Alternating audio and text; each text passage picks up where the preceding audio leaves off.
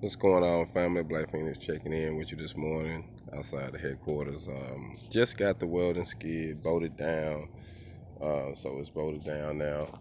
Everything is pretty much ready to go. I got a couple more small little modifications I got to do to it.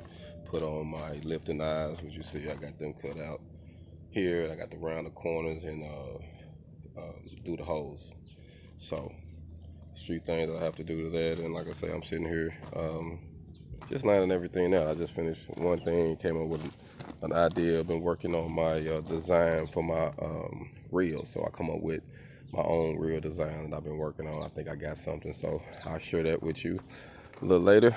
Like I said, I got to go to the steel yard. I've been putting some measurements down to come up with something, but I got it bolted down. It's ready to go. It's time to get a hog on, you know what I mean? Actions speak louder than words. So everything is good. It's about time to make some things happen. So that's what I'm about to do, man. Get out and do some networking this morning. Get my hog on. Like Phoenix.